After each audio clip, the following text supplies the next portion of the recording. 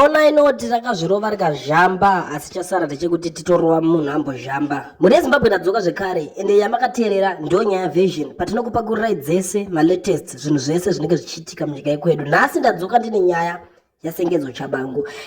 Murume uyu akanetsa kubva kare asi iko zvinezvi tiri kuona kunge akunetseka because kwaakuitika nyaya yacho panapa mabudiro iri kuita pari kunzi self-styled citizen coalition for change.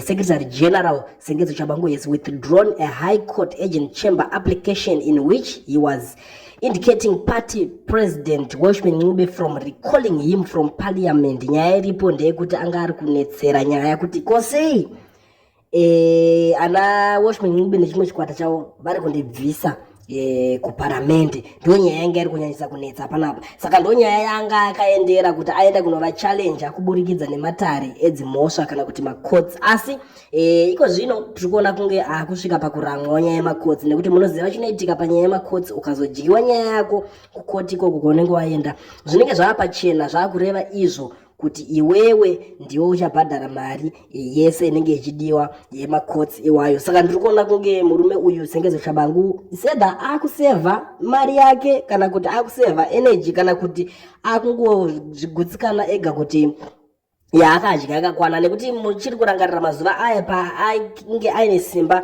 rekurikola nekudzinga mamwe ma-MP ve-Citizen Coalition for Change muparliament ichiri yakabatana paya vanhu pakazopfamba makunga nemakuhwa ekuti zvoni mamwe ma-MP vakange vakuenda vachinobvisa mari vachinomupa mari kureva kuti vakanga vakuita chiokomomwe kutonyora kwaari kuti asava rikole. Saka pamwe ndo mari dzimwe dzaanenge akusevha otoona kuti zviri nani hangu nditongoti dzandakadya idzodzo dzacho ndidzodzo hatizive kuti chii chiri kunyatsoitika panapa. Asi panapa mabudiro ari kuita nyaya pari kunzi iye murume uyu zvake pachake akazvimirira hake ari kunzi awithdrawa yanga akafambira nyaya kumacourts agent chamber yake ari kunzi ai withdrawa kuti aiwa nyaya yacho zvayo ngairaswe haisisina basa kana kuti inyaya yekuti achadzoka neimwe staira hatizive kuti iplani dzipi dzaari kuronga. Asi zvamanje yatiri kutambira ndeyekuti awithdraw. Ndo nyaya iripo muri yeZimbabwe yatangoti tiuye nayo takakubatirai panapa. Munoziva kuti isusu kana tichinge tauya nenyaya tinenge tichida kuti muzive zvinhu zvese zvinonga zvichiitika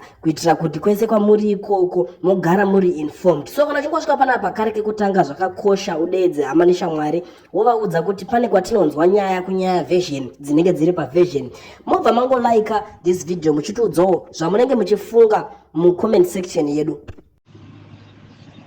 Manzwiro andikaita nemaonero andikazviita hasife mukomana atobhaisa manje zvaatoita izvozvo kudzokera pakakangira imwe katsva vakomana iye udzokera ipapo ipapo atobhaisa de anga ari umwe aingosiyana nembavha idzo siyana nembavha maziva muti wembavha newe watiwawo mbavha.